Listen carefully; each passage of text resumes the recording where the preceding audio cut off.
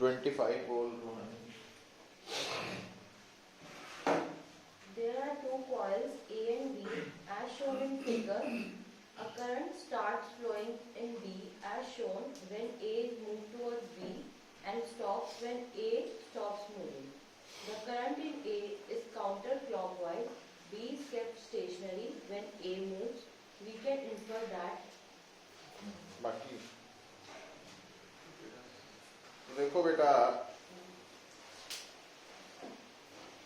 there are two coils A and B.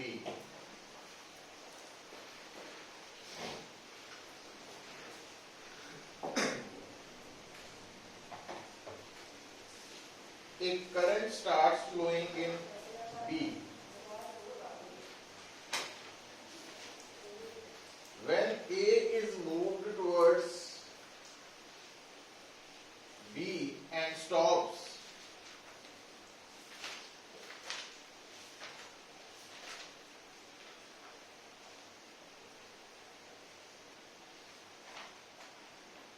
the current in A is counterclockwise.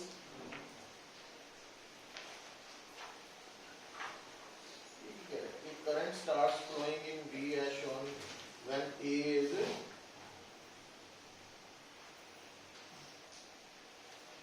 ठीक है। बीच current उदो flow करता वा जदों बी ए जिहड़ी है is moved towards B and stops, रुकदी है, slows down. The current in A is counterclockwise. B is kept stationary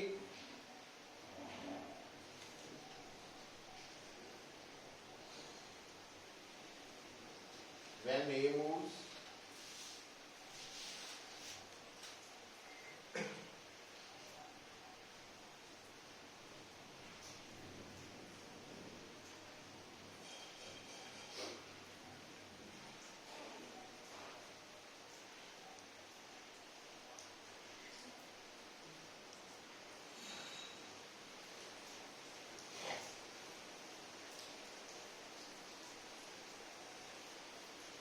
मैं समझ नहीं पाएगा।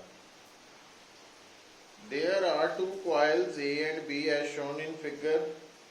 Current starts flowing in B when A is moved towards B, ठीक है, and stops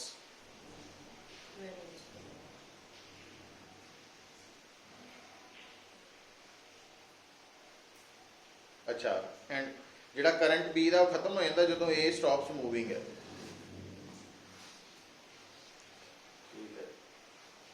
Current in A is counterclockwise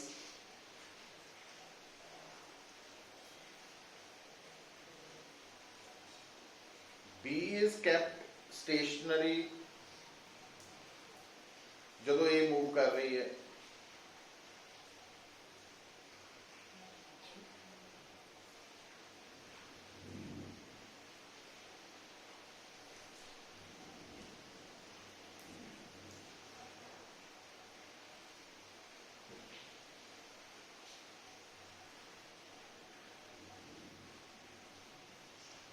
current भी दिता वा नहीं, वो ए जी दिता काउंटर क्लॉकवाइज। पूछया क्यों? ਜਦੋਂ ਅਸੀਂ ਕੋਡ ਲੈ ਕੇ ਜਾਵਾਂਗੇ ਫਿਰ ਸ਼ਾਇਦ ਨਿਊਜ਼ ਤੇ ਕਰੰਟ ਪੈਦਾ ਹੋਣਾ ਤਾਂ ਲੱਗੇ। गड़बड़ है यार।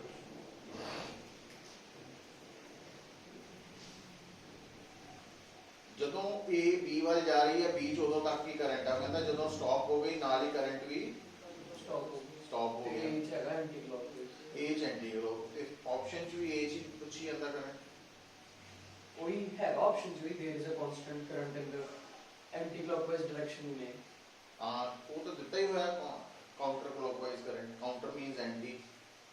A ਦਾ ਤਾਂ करंट है ऑप्शन ਦਿੱਤੀ है ना। हां, फिर यही होनी पर ਉਹਦਾ ਕੀ ਫਾਇਦਾ ਹੈ? एक ਦਿੱਤਾ there is a very current इन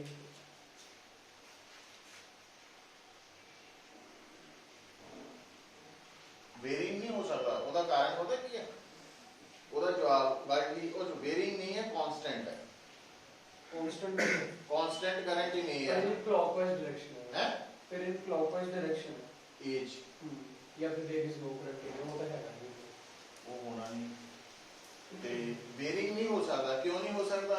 क्योंकि अगर ए ਦੇ ਵਿੱਚ ਵੇਰਿੰਗ ਕਰੰਟ ਹੈ ਤਾਂ ਚਾਹੇ ए ਰੁਕੀ ਵੀ ਹੋਈ ਹੈ ਤਾਂ ਵੀ B ਦੇ ਨਾਲ ਮੈਗਨੈਟਿਕ ਫਲਕਸ ਨੇ ਕੀ ਕਰਨਾ ਚੇਂਜ ਤਾਂ ਉਹਦੇ ਨਾਲ ਕੀ ਹੋਣਾ ਇੰਡਿਊਸਡ ਕਰੰਟ ਪੈਦਾ ਹੋਣਾ ਹੀ ਹੋਣਾ ਹਨਾ ਉਹਨੇ ਕਿਹਾ ਸਟਾਪ ਤੇ ਸਟਾਪ ਹੋਇਆ ਸੀਗਾ ਇਸ ਕਰਕੇ A ਦੇ ਵਿੱਚ ਕਾਂਸਟੈਂਟ ਕਰੰਟ ਹੈ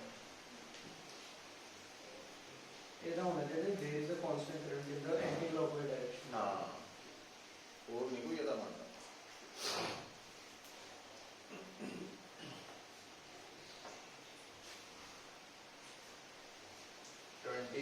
है ना 26 बोल कोई बोल A solenoid is connected to a battery so that a steady current flows through it. If an iron core is inserted into the solenoid, will the current increase or decrease?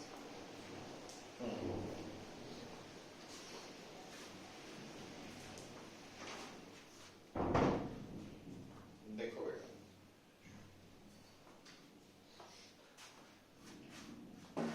ਜਿਹੜੀ ਸੋਲਿਨੋਇਡ ਹੈ ਨਾ ਇਹ ਧਿਆਨ ਰੱਖਣਾ ਵਾ ਇਹ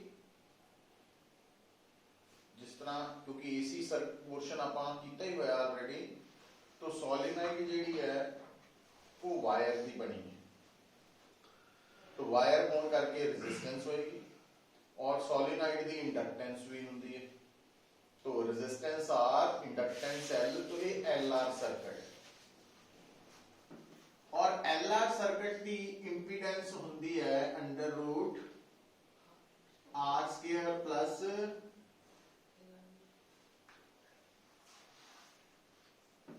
omega L XL square omega L XL ਹੁਣ ਸਮਝਣ ਵਾਲੀ ਗੱਲ ਸਿਰਫ ਇੰਨੀ ਹੈ ਕਿ ਜਿਹੜੀ ਸੋਲਿਨੋਇਡ ਹੈ ਉਹਦੀ ਇੰਡਕਟੈਂਸ ਸੈਲਫ ਇੰਡਕਟੈਂਸ μ ਨॉट n ਸਕੁਅਰ LA ਹੈ ਕਦੋਂ ਜਦੋਂ ਖਾਲੀ ਹੈ ਅੰਦਰੋਂ ਪਰ ਇਹਦੇ ਚ ਕੀ ਇਨਸਰਟ ਕੀਤੀ तो आयरन कोर वाली करंट करके L की हो गई इंक्रीज तो L दे इंक्रीज होने दे नाल Z की हो गया इंक्रीज ते करंट की होंदा करंट है वोल्टेज बाय Z तो वोल्टेज तो उन्नी है जो Z इंक्रीज किया तो करंट विल डिक्रीज तो करंट घटेगा ਉਹਦਾ ਸਰ ਆਪਸ਼ਨ ਸੀਗਾ ਡੀ ਵਾਲਾ कि there is a constant current in the counter clockwise direction हाँ वो फिर होगी डी ऑप्शन होनी ਉਹਦੇ ਚ मतलब वेरिंग और कांस्टेंट ਚ फर्क पता करना चाहिए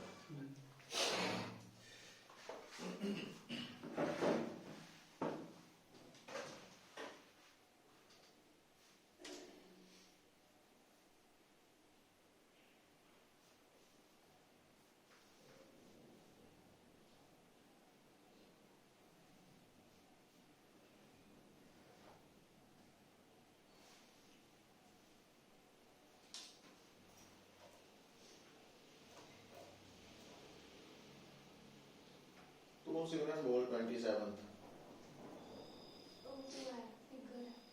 फिगर है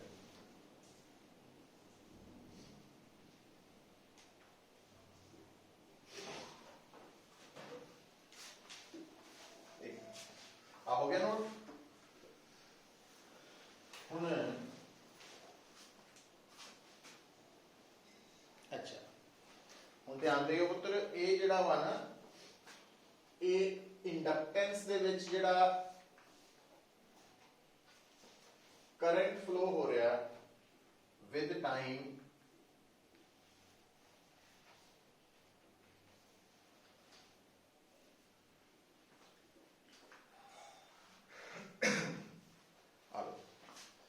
जेड़ा इंडक्टर है वो सोलेनॉइड ही है हुण वो कह रहा कि जिहड़ी तुहाडी सोलेनॉइड है या इंडक्टर है ਉਹਦੇ ਵਿੱਚ ਤੁਸੀਂ ਨੋਟ ਕਰੋ ਸ਼ੁਰੂ ਚ ਕਰੰਟ ਇੰਕਰੀਜ਼ ਹੋ ਰਿਹਾ ਫਿਰ ਡਿਕਰੀਜ਼ ਹੋ ਰਿਹਾ ਔਰ ਲੀਨੀਅਰਲੀ ਹੋ ਰਿਹਾ ਹੁਣ ਵੋਲਟੇਜ ਦੱਸੋ ਵੋਲਟੇਜ ਮਤਲਬ induced EMF induced EMF inductor ਚ ਕਿੰਨਾ ਹੁੰਦਾ -L di/dt ਲਓ च या सोलेनोइड च जे करंट चेंज करेगा तो पहली गल तो करंट चेंज हो रहा वा टाइम के नाल इट मीनस वोल्टेज होएगी पर मजेदार गल यह है कि D I by D T का मतलब हुंदा वा rate of change of current with time और अगर थोड़े सामने पुत्र करंट टाइम ग्राफ है तो उसकी स्लोप है D I by D T और बाई चांस ये ग्राफ स्ट्रेट लाइन है तो स्ट्रेट लाइन की जी स्लोप है वो कांस्टेंट होंगी ਇਹਦਾ मतलब D I by D T की है D I by D T constant है क्योंकि D I by D T की है करंट टाइम ग्राफ की स्लोप और स्लोप इंक्लाइंड स्ट्रेट लाइन की होंगी है कांस्टेंट तो D I by D T constant है तो जे आ कांस्टेंट है आ पहले कांस्टेंट है तो वोल्टेज भी कांस्टेंट पैदा होएगी मतलब जेड़ा वोल्टेज टाइम ग्राफ है वो कितना आएगा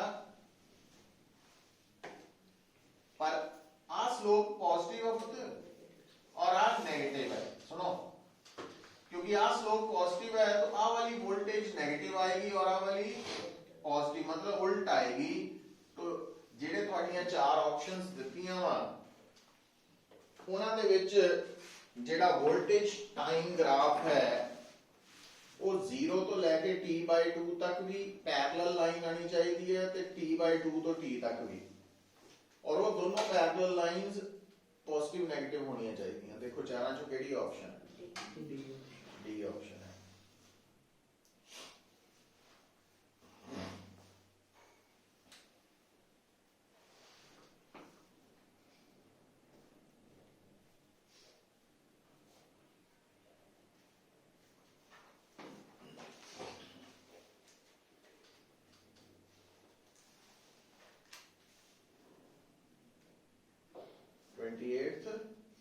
तू बोल सिमरन वो फिगर ही है सर्किट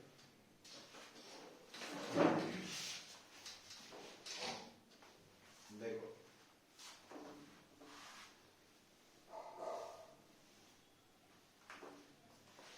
दिखाओ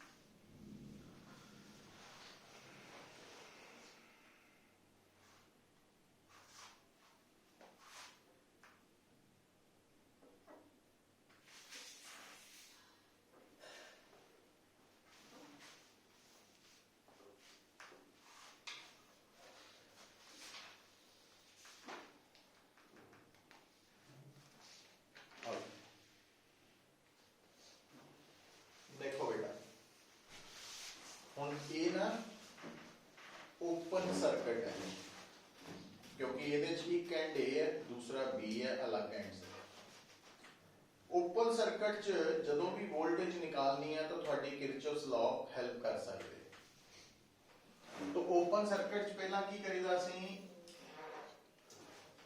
स्टार्टिंग पॉइंट की वोल्टेज लिख लेनी वी फिर अगे जो चलना पहला एलिमेंट मिलया रजिस्टर रजिस्टर की वोल्टेज कितना लिखनी है आई आर तो आई फिर जो अगे जा रहे हैं बैटरी मिली ओदा ईएमएफ फिर जो अगे पहुंचे इंडक्टर इंडक्टर की voltage L D I by D T is equal to V B ठीक है हुण आप जिस डायरेक्शन च अगे वध रहे हैं आ वोल्टेज करंट की डायरेक्शन च अगे वधन का मतलब होंदा वोल्टेज फॉल कर रही है डिक्रीज पर आह इंक्रीज हो रही है ना और इधर को भी करंट जा रहा है डिक्रीज है तो वी इधर लेंगे ना अपन वी माइनस, तो minus I R plus E minus L D I by D T. और आई है 15 और आर है 1,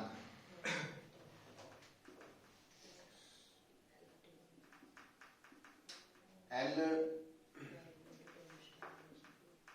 D I by D T कट्टे गए, minus minus 5 volt answer.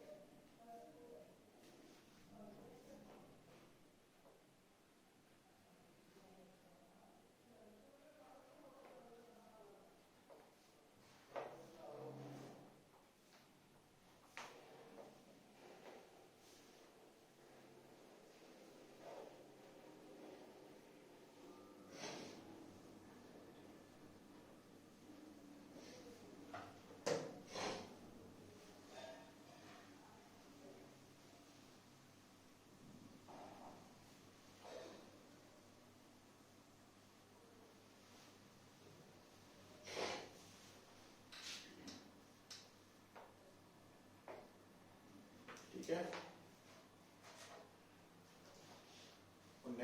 D I by D T negative इस करके लिया कि करंट इज डिक्रीजिंग, ध्यान रखना।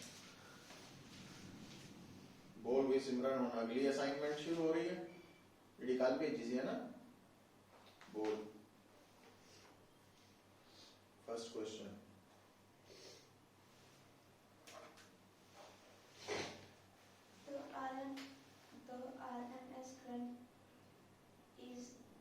The RMS current in a circuit connected to 50 Hz AC source in 15,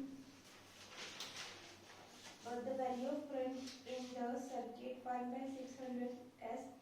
After the instant the current is 0 is 100.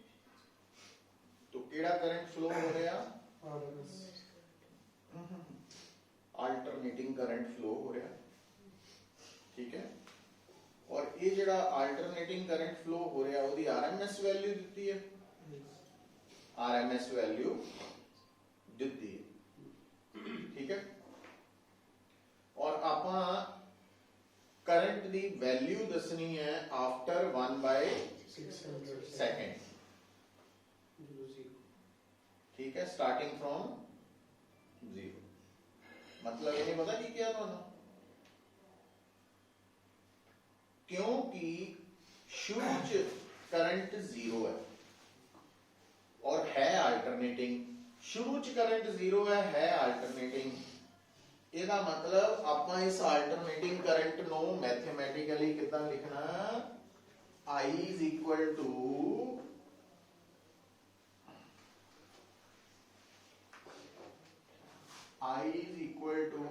I naught sin omega t।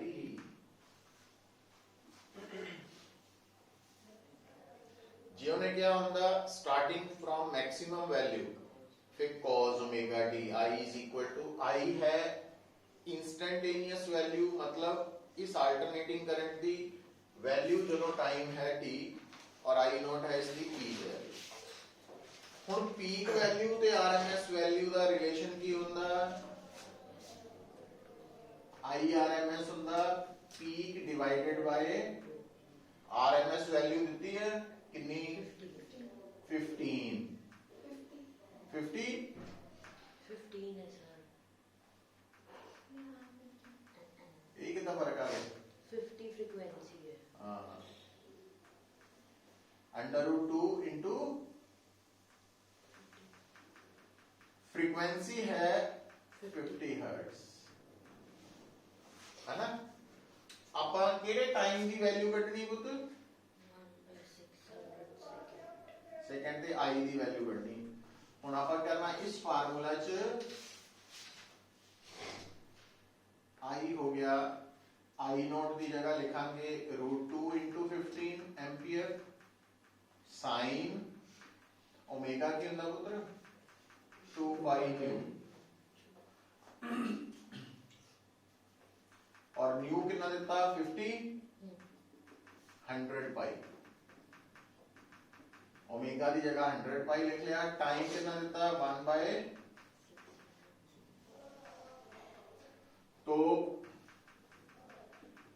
Low sin π/6 30 degree, sin 30 degree 1/2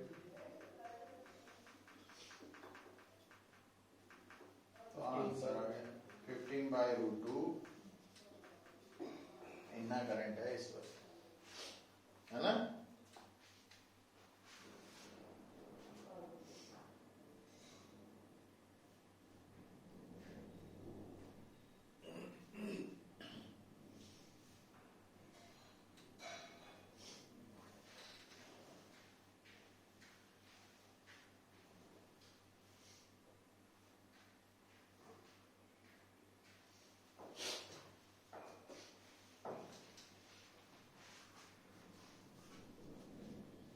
बोल भी Ranjot Singh, second question. In a circuit, the phase difference between the alternating current and the source voltage is π/3. Which of the following cannot be elements of the circuit? Can not be, Cannot be. Phase difference कितना, π/3 current ते source हाँ current ते voltage voltage, phase difference AC circuit है। तो केड़ी option है चार, C L R A या फिर सारे capacitance, inductance resistance and all of them. और हम सुनने वाली गल की है, हम तो यार बड़ा बेसिक क्वेश्चन है ये। देखो जे कल्ला कैपेसिटर हुंदा ਤਾਂ ਫੇਜ਼ ਡਿਫਰੈਂਸ 90 ਡਿਗਰੀ ਹੋਣਾ ਸੀ ਤੇ ਕਰੰਟ ਫੇਜ਼ ਵੋਲਟੇਜ ਤੋਂ 90 ਡਿਗਰੀ ਅੱਗੇ ਹੋਣਾ ਸੀ।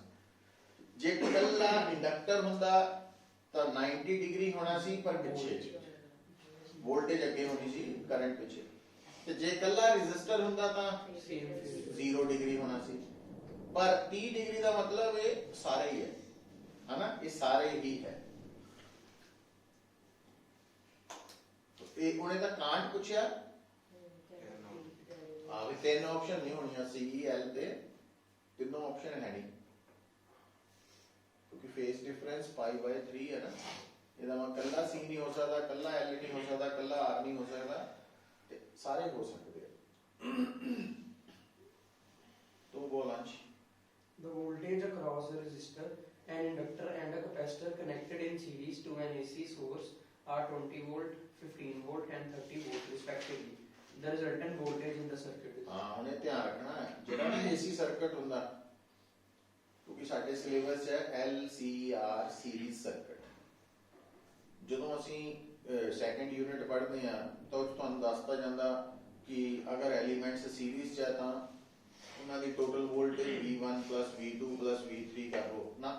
ਉਹ ਉਦੋਂ ਕਰ ਲਓ ਜੇ ਸਾਰੇ ਐਲੀਮੈਂਟਸ ਸੇਮ ਨੇਚਰ ਦੇ ਹੋਣ, मतलब सारे कैपेसिटर्स है या सारे इंडक्टर्स है या सारे रेजिस्टर्स है। LCR सर्किट क्योंकि फेज डिफरेंस हुंदा, इस करके सर्किट दी टोटल वोल्टेज जदों भी LCR सर्किट दी निकालनी है केड़ा फार्मूला लाना है, तो आ लगना पुत्र। इहदे करके इंपॉर्टेंट क्वेश्चन है E =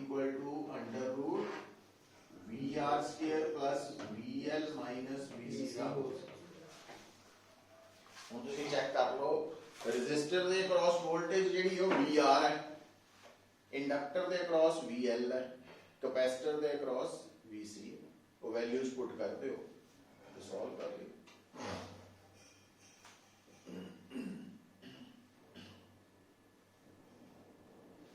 तो AC सर्किट की टोटल वोल्टेज हमेशा इस फार्मूले तो निकलनी है। और ये गल तुहानू दसी सी पुत्र, देखो जे मान लो ਇੱਕ ਸਰਕਟ ਐਲ ਆ ਰਹੀ ਹੈ ਬਸ ਤਾਂ VC 0 ਹੋ ਜਾਣੀ। ਜੇ RC ਹੈ ਤਾਂ VL 0 ਹੋ ਜਾਣੀ। ਜੇ LC ਹੈ ਤਾਂ VR 0 ਹੋ ਜਾਣੀ। ਉਹਦੇ ਹਿਸਾਬ ਨਾਲ ਗੱਲ ਪੈਣਾ 25 ਆ ਗਿਆ। है ना। इस करके इंपॉर्टेंट है क्योंकि आप गलती करनी सारियां सीटियां ऐड कर लेनी ते आंसर आ जाना वो गलत हो जाना। तू बोल Rohani. Choose the quantity whose SI unit is not ohm. Resistance, reactance, capacitance, impedance. Capacitance दा SI यूनिट है फैरेड, ठीक है। कैपेसिटिव रिएक्टेंस दा है ओम। तो थोड़ी गल्लां है, बड़ा बेसिक क्वेश्चन है, इना रिवीजन होनी है अपनी। बोल सिमरन। ग्राफ है रेजिस्टेंस ऑफ अ कैपेसिटर ते फ्रीक्वेंसी दे विच। हां वो कितना दा होना इंडिपेंडेंट हुंदा किदी फ्रीक्वेंसी ते capacitor resistance of capacitor. Resistance of capacitor का मतलब है कैपेसिटिव रिएक्टेंस जेडी की 1 बाय तो इनवर्सली प्रोपोर्शनल टू फ्रीक्वेंसी है पुत्र, इंडिपेंडेंट नहीं।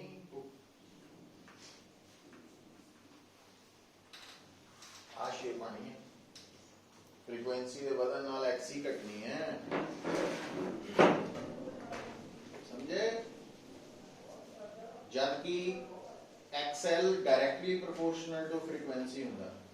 रेजिस्टेंस कल्ली हुन फर्क कंफ्यूज हो जाने ना, उन्हें इत्थे लिखता रेजिस्टेंस ऑफ कैपेसिटर। जे कल्ली रेजिस्टेंस हुंदी फिर independent of frequency.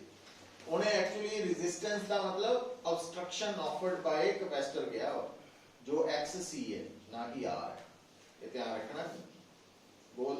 The average value of AC voltage E is equal to E naught sin omega t over the time interval t is equal to 0 to t is equal to pi omega. हम देखो गल ਨੂੰ समझो। AC voltage है पुत्र, ਹੁਣ ਜਿਹੜੀ AC voltage है ना, AC वोल्टेज होए या AC करंट होए, जे ਤਾਂ ਅਸੀਂ ਫੁੱਲ ਸਾਈਕਲ ਲੈਨੇ ਆ ਤਾਂ ਉਹ ਐਵਰੇਜ ਵੈਲਿਊ 0 ਹੈ। क्या इन्हें क्या फुल है कि हाफ है? नहीं, इन्हें टाइम दे दिया। ਹੁਣ ਗੌਰ ਨਾਲ ਦੇਖੋ ਸਟਾਰਟਿੰਗ ਟਾਈਮ ਕਿੰਨਾ 0 ਫਾਈਨਲ ਟਾਈਮ ਕਿੰਨਾ पाई बाय ਹਾਂ। ਹੁਣ ਹਾਲੇ ਇੱਥੇ ਇਹੀ ਤੇ ਚੈੱਕ ਕਰ ਹੁਣ ਜਿਹੜਾ ਫਾਈਨਲ ਟਾਈਮ ਹੈ ਨਾ ਪਾਈ ਬਾਈ ਓਮੇਗਾ, ਦੇਖੋ ਇਨੀਸ਼ੀਅਲ ਟਾਈਮ 0 ਹੈ, ਫਾਈਨਲ ਟਾਈਮ ਪਾਈ ਬਾਈ ਓਮੇਗਾ। ਓਮੇਗਾ ਹੁੰਦਾ ਵਾ 2 ਪਾਈ ਬਾਈ ਟੀ, ਪਾਈ ਨਾਲ ਪਾਈ ਕੱਟਿਆ ਗਿਆ, एक हाफ साइकिल आ गया, हाफ साइकिल। तो हाफ साइकिल का 0 नहीं होना, फुल साइकिल ਲਈ 0 ਹੁੰਦਾ। तो ਜਿਹੜਾ हाफ साइकिल है ਉਹਦਾ एवरेज वैल्यू कितनी ਹੁੰਦੀ है? याद रखनी पैनी 2I0 बाय पाई या 2E0 बाय पाई, है ना। जिदा RMS वैल्यू होती है पीक वैल्यू ओवर √2, तो एवरेज वैल्यू होती है 2I0 by pi. Half cycle full cycle ही 0 होनी चाहिए, तो इतना देखना पैना।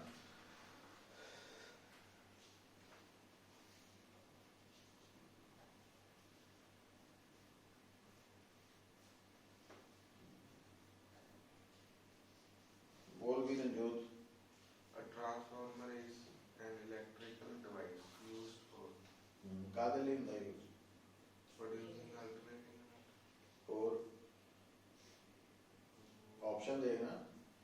producing changing AC voltage. हाँ, प्रोड्यूस करने ਲਈ ਨਹੀਂ ਹੁੰਦਾ, ਚੇਂਜ ਕਰਨ ਲਈ ਹੁੰਦਾ AC ਕਰੰਟ ਤੇ AC voltage.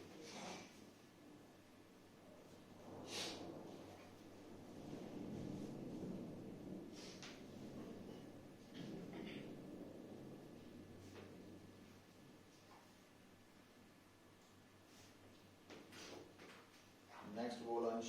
A battery of 12 volt is connected to primary of a transformer with turns ratio NS over NP is equal to 10. Voltage across secondary would be की निकालना हाँ कितना निकालो हम ध्यान दियो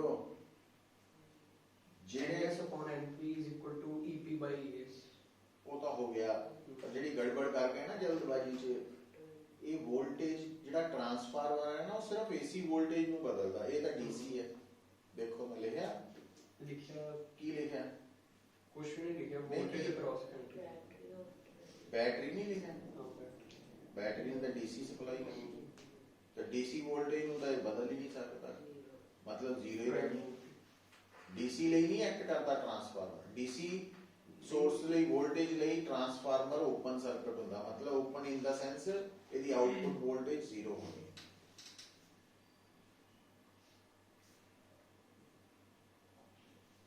याद रखनी गल बड़ी 12 वोल्ट डीसी इनपुट देती है ना ट्रांसफार्मर की आउटपुट जीरो जे 12 वोल्ट एसी हुंदी फिर वही फार्मूला एनएस ओवर एनपी वाला ना यही चीज़ां दा स्टेटमेंट पे ध्यान दियो जल्दबाजी नहीं करनी बोल रहा नहीं Out of the following, choose the wrong statement. A. A transformer cannot work on DC. A transformer cannot change the frequency of AC. A transformer can produce AC power.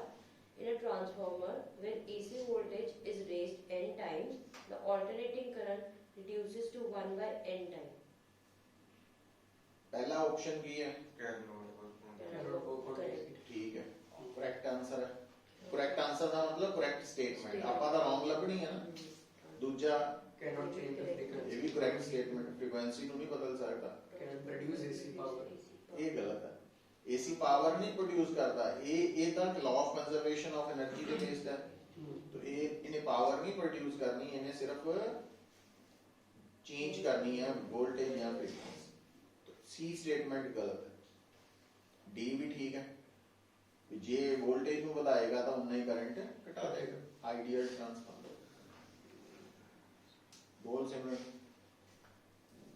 160 volt 100 watt bulb is to be connected to 100 volt 50 hertz AC source. A potential drop across the inductor is F is equal to 50 hertz. ਹੁਣ ਦੇਖੋ ਜਿਹੜਾ bulb ਹੈ ਨਾ ਪੁੱਤਰ ਉਹ resistor ਹੈ ਜਿਹੜਾ ਤੁਹਾਨੂੰ ਬਲਬ ਦਿੱਤਾ ਉਹਦੇ ਅਕ੍ਰੋਸ ਕਿੰਨੀ ਪਾਵਰ ਹੈ ਪੈਦਾ ਹੋ ਰਹੀ 100 watt 100 ਵਾਟ ਤੇ ਵੋਲਟੇਜ 60 volt ਕਿੰਨੀ 60 volts ਹਾਂ ਹੁਣ ਆ ਦੇਖਿਓ ਜਿਹੜਾ ਬਲਬ ਹੈ ਉਹ ਇਕੁਇਵਲੈਂਟ ਟੂ ਰੈਜ਼ਿਸਟਰ ਹੈ तो आ गया ਤੁਹਾਡਾ ਬਲਬ ਇਹਦੀ ਪਾਵਰ ਕਿੰਨੀ ਦਿੱਤੀ ਸੀ 100 ਵਾਟ ਵੋਲਟੇਜ 60 ਵੋਲਟ तो ਆਪਾਂ ਜਿਹੜੀ ਅਪਲਾਈਡ ਵੋਲਟੇਜ ਉਹ ਕਿੰਨੀ ਲਗਾਈ 100 ਵੋਲਟ ਲਗਾ ਇਹਦਾ ਮਤਲਬ ਨਾਲ ਆਪਾਂ ਨੂੰ ਸੀਰੀਜ਼ ਕੀ ਲਗਾਉਣਾ ਪਿਆ ਇੱਕ ਇੰਡਕਟਰ ਠੀਕ ਹੈ ਹੁਣ ਆ ਹੈ ਸਪਲਾਈ ਵੋਲਟੇਜ ਟੋਟਲ ਵੋਲਟੇਜ ਆ ਹੈ ਬਲਬ ਰੈਜ਼ਿਸਟਰ ਦੀ ਵੋਲਟੇਜ VR ਤੇ VL ਕੱਢਣੀ ਹੋਏ ਕਿਹੜਾ ਫਾਰਮੂਲਾ ਲੱਗੂ ਆ E ਹੈ E is equal to under root VR square plus VL square C ਦਾ ਹੈ ਹੀ ਇੱਥੋਂ VL ਕੱਢ ਲਓ और ये सीधी नहीं निकलनी देखो टोटल 100 है 60 है या 40 है इतना नहीं निकलनी है ना तो फेस डिफरेंस है ना यही तो गल समझनी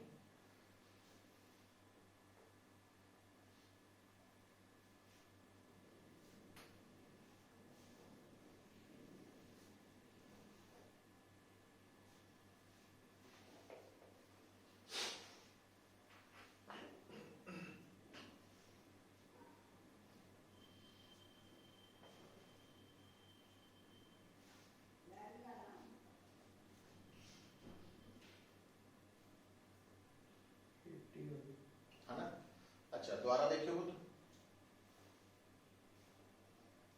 हुन अगली गल क्योंकि उन्हें पूछी नहीं बट पूछी जा सकती है कि बल्ब की पावर ते वोल्टेज नो ना ਅਸੀਂ ਦੱਸ ਸਕਦੇ ਹਾਂ ਕਿ ਇਸ ਬਲਬ 'ਚ ਮੈਕਸਿਮਮ ਕਿੰਨਾ ਕਰੰਟ ਫਲੋ ਕਰ ਸਕਦਾ ਕਰੰਟ ਪਾਵਰ ਹੁੰਦੀ ਹੈ ਵੋਲਟੇਜ ਇਨਟੂ ਆਈ, ਆਈ ਹੋ ਗਿਆ power over voltage voltage 100 by 60 5/3 ampere.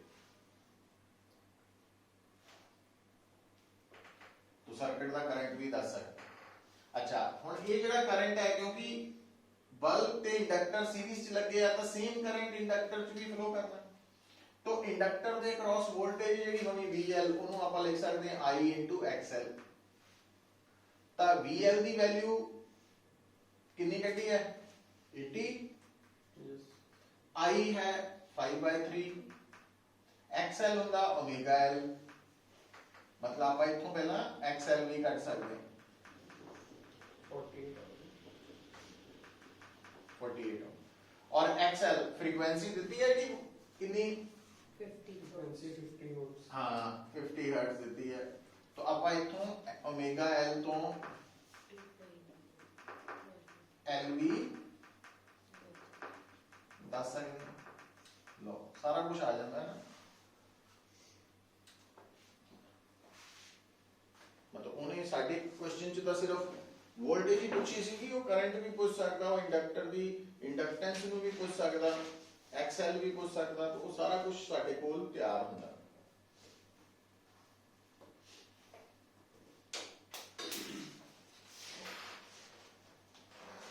हो गया पेन इधर भी ठीक है और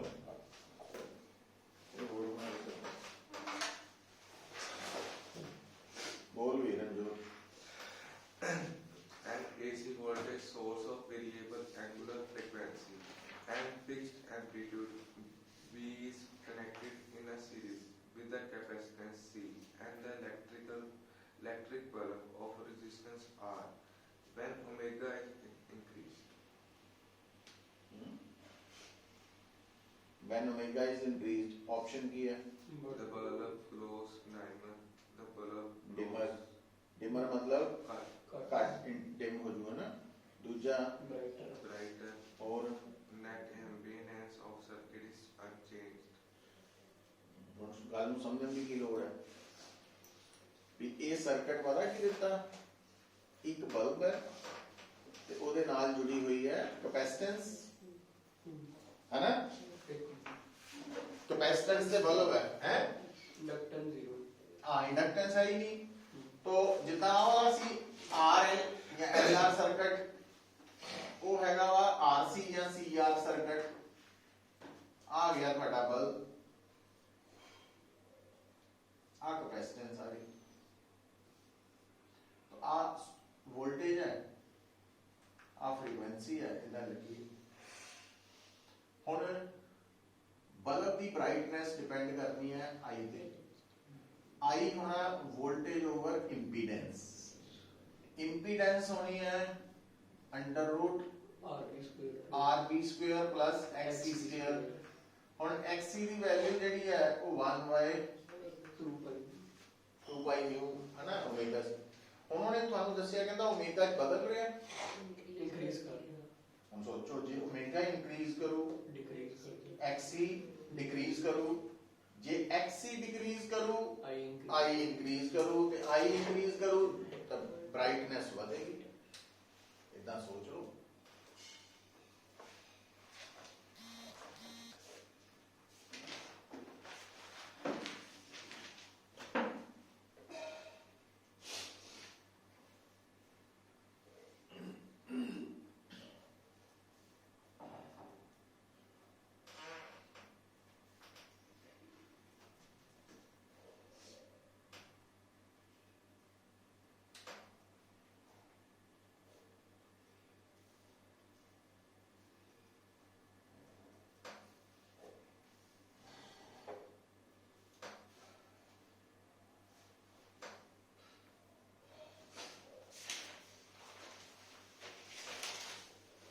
बोल अंश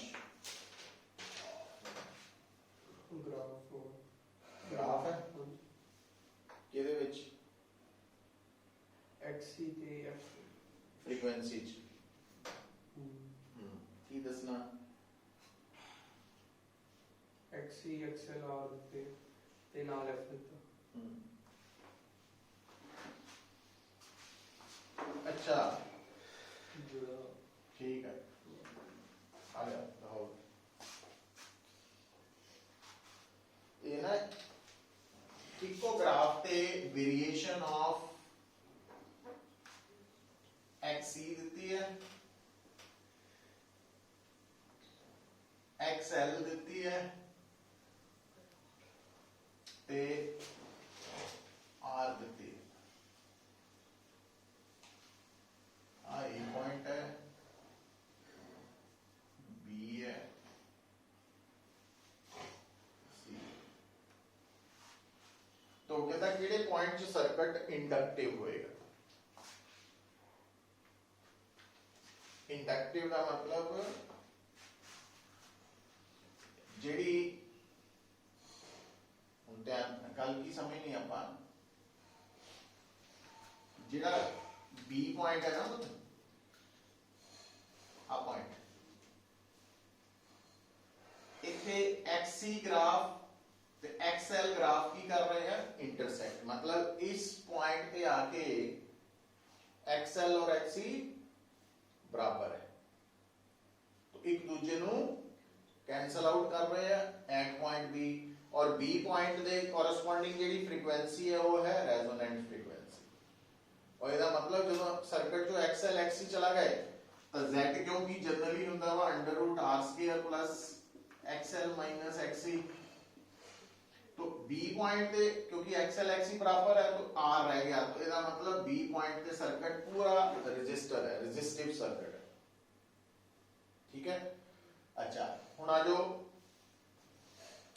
जदों फ्रीक्वेंसी आ जी है फ्रीक्वेंसी ये न्यू नॉट हो गई तो जदों फ्रीक्वेंसी न्यू नॉट तो घट है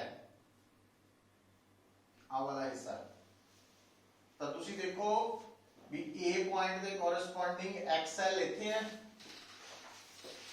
जबकि XC ज्यादा हो तो आ XC है आ XL है ਇਹਦਾ मतलब ਕੀ ਹੋਇਆ XC ज्यादा वा तो सर्किट कैपेसिटेंस डोमिनेट कर रही है और इधर आओ C पॉइंट के corresponding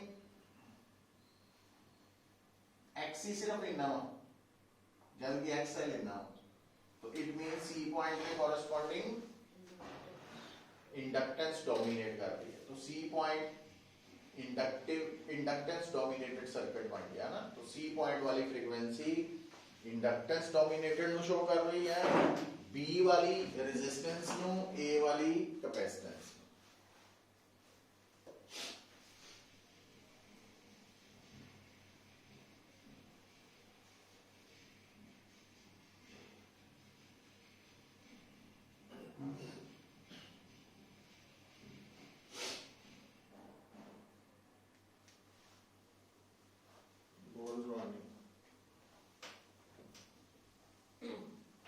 When AC source is connected across series RC combination, the AC current may lead AC voltage by आगे angle हां एक केड़ा सर्किट है पुत्र RC. RC सर्किट है तो RC सर्किट करंट ने लीड करना ठीक है हुन ये जेड़ा करंट है कितना हो सकदा 0 तो ज्यादा होना 90 तो घट होना तो देख लो 30 डिग्री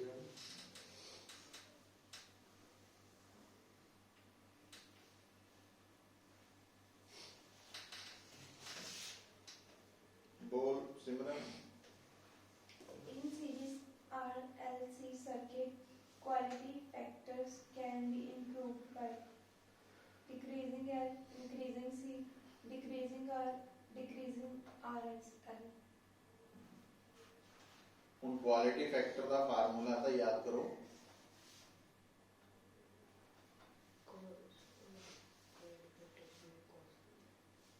D है मेरे ख्याल से तो क्वालिटी फैक्टर ਹੁੰਦਾ ਪੁੱਤਰ Q ਫੈਕਟਰ ਇਹ ਹੁੰਦਾ VL at resonance over VR है ना at resonance या VC over VR at resonance और resonance वेले VR is equal to applied voltage के बराबर ही होंगी। अच्छा रेजोनेंस वेले आ हो गया ओमेगा आर VC, क्योंकि एक्चुअली होना IXC वोल्टेज और IR, आई कट्टे जाने हैं, ऊपर XC नीचे R, तो इहदे हिसाब नाल भी देख सकते हैं ओमेगा आर की होता याद है, resonating 1 over under root LC 1 over R under root L by C, ये क्वालिटी फैक्टर ਨੂੰ ਕੱਢਣ ਦਾ ਫਾਰਮੂਲਾ। ਹੁਣ क्वालिटी फैक्टर ਦੇ ਬਾਰੇ ਉਹਨੇ ਕੀ ਕਿਹਾ, ਦੁਬਾਰਾ ਬੋਲ, ਮੈਨੂੰ ਨਹੀਂ ਪਤਾ ਲੱਗਣਾ, ऑप्शंस बोल ना, decreasing and increasing ना स्टेटमेंट तो बाद state in series RLC circuit. Quality factor can be improved by हाँ decreasing L, increasing C, decreasing R, decreasing R and L. तो क्वालिटी फैक्टर ਨੂੰ ਆਪਾਂ ਕਿੱਦਾਂ ਇੰਪਰੂਵ ਕਰ ਸਕਦੇ ਹਾਂ, R ਨੂੰ ਘਟਾ ਕੇ, C ਨੂੰ ਵੀ ਘਟਾ ਕੇ, L ਨੂੰ ਵਧਾ ਕੇ, ਦੇਖ ਲਓ ਕਿਹੜੀਆਂ ਆਪਸ਼ਨਸ ਆਉਂਦੀਆਂ, R ਨੂੰ ਘਟਾਓ, C ਨੂੰ ਘਟਾਓ, L ਨੂੰ ਵਧਾਓ, C, ਤੇ ਹੁਣ ਇਹਨਾਂ ਕਿਹੜੀ ਆਪਸ਼ਨ ਆ ਗਈ, C, C ਆ ਗਈ डिक्रीजिंग ਬਾਏ, decreasing. क्योंकि LC ਨੂੰ ਜਾ ਛੇੜਿਆ ਨਹੀਂ ਜਾ ਸਕਦਾ, ਕਾਰਨ ਉਹ ਰੈਜ਼ੋਨੈਂਟ ਫ੍ਰੀਕੁਐਂਸੀ ਸੈੱਟ ਕੀਤੀ ਹੈ ਨਾ, ਕਿ R ਨੂੰ ਘਟਾ ਦਿਓ। कितने हो गए क्वेश्चन, 14 है कि कितने हैं, 4 रह गए, बोल रहे हो When AC source is connected across series RLC combination, maximum power loss will occur provided. Again, option A, current and voltage are in phase. Current from source is minimum. LCR series circuit च ना पुत ਜਿਹੜਾ power Las ਹੁੰਦਾ, apparent power Las, ਉਹ ਹੁੰਦਾ ਵਾ IRMS ERMS ਤੇ ਨਾਲ ਲਿਖਦੇ ਆ cos phi। ਹੁਣ ਇਹ ਮੈਕਸਿਮਮ ਤਾਂ ਹੋਏਗਾ ਜੇਕਰ cos phi 1 ਹੋ ਜਾਏ ਤੇ phi 0 डिग्री हो जाए, और phi ਦਾ मतलब phase difference between voltage and current 0 degree, तो मतलब वोल्टेज ते करंट इन फेज हो, उदों पावर लॉस मैक्सिमम होएगा।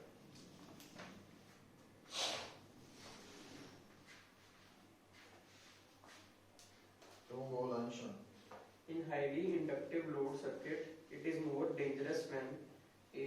We close the switch, B. Open the switch, C. Increasing the resistance, D. Decreasing the resistance. तो ਜਦੋਂ ਨਾ ਅਸੀਂ ਡੇਂਜਰਸ ਕਦੋਂ ਹੁੰਦਾ, ਜਦੋਂ ਅਸੀਂ ਸਵਿਚ ਨੂੰ ਓਪਨ ਕਰਨਾ, ਉਦੋਂ rate of change of induced EMF ਬਹੁਤ ਜ਼ਿਆਦਾ ਹੋ ਜਾਂਦਾ, ओपन करना है, क्योंकि ਉਹਦੇ ਚ ਅਸੀਂ ਜਲਦੀ ਕਰੰਟ ਨੂੰ ਜ਼ੀਰੋ ਕਰਦੇ ਹਾਂ ਨਾ, ਬਹੁਤ ਤੇਜ਼ੀ ਨਾਲ ਕਰੰਟ ਚੇਂਜ ਕਰਦੇ ਹਾਂ।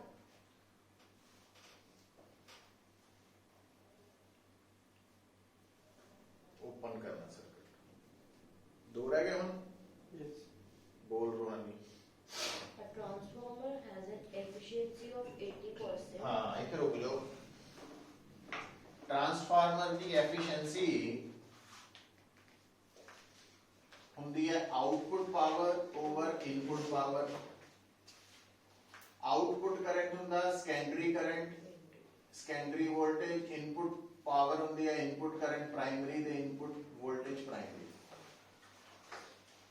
ਹੁਣ ਐਫੀਸ਼ੀਐਂਸੀ ਦਿੱਤੀ ਹੈ 80%, 80% मतलब 80/100। हाँ और बोलो। It works at 4 kilowatt, 100 volt. If secondary voltage is 250 volt, the current in primary coil is ਇਹਦੀ ਵੋਲਟੇਜ ਕਿੰਨੀ ਹੈ, ਪਾਵਰ ਕਿੰਨੀ ਹੈ, 4,000 watt. 4 kilowatt. मतलब ਇਹਦੀ ਇਨਪੁਟ ਪਾਵਰ ਜਿਹੜੀ ਜਿਹੜੀ ਹੈ ਉਹ 4 ਕਿਲੋ ਵਾਟ ਹੈ ਤੇ ਇਨਪੁਟ ਵੋਲਟੇਜ ਕਿੰਨੀ ਦਿੱਤੀ ਉਹਨੇ 100 ਵੋਲਟ ਜਦ ਕਿ ਆਊਟਪੁਟ ਵੋਲਟੇਜ ਦਿੱਤੀ ਹੈ ਕੱਢਣਾ ਕੀ ਹੈ Current in primary coil. IP ਕੱਢਣਾ ਇੱਥੇ ਕੱਢ ਉਹ ਤਾਂ ਉਹਨਾਂ ਦੀ ਲੋੜ ਹੀ ਨਹੀਂ ਆਈਪੀ ਦੇ है ना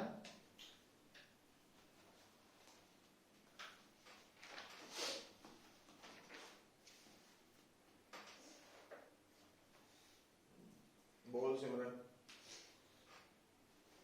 The ratio of secondary to the primary turns in a transformer is 3:2 and the output power is P. Neglecting all power losses losses, the input power must be देखो सेकेंडरी रेशो प्राइमरी नाल ਦਿੱਤੀ ਹੋਈ ਹੈ output power P ਹੈ input power ਬਾਰੇ ਦੱਸਣਾ ਵਾ ਪਰ ਕਹਿੰਦਾ એનર્ਜੀ ਲਾਸਸ ਕੋਈ ਹੈ ਹੀ ਨਹੀਂ એનર્ਜੀ ਲਾਸਸ ਨਾ ਹੋਣ ਦਾ ਮਤਲਬ ਐਫੀਸ਼ੀਐਂਸੀ ਕੀ ਹੈ 100% ਤੇ ਜੇ ਐਫੀਸ਼ੀਐਂਸੀ 100% ਹੈ ਤਾਂ ਆਊਟਪੁੱਟ ਤੇ ਇਨਪੁਟ ਪਾਵਰ ਸੇਮ ਹੈ ਇਹਦਾ ਮਤਲਬ पावर भी इनपुट पावर भी P होनी है मतलब कोई मुश्किल काम नहीं है ना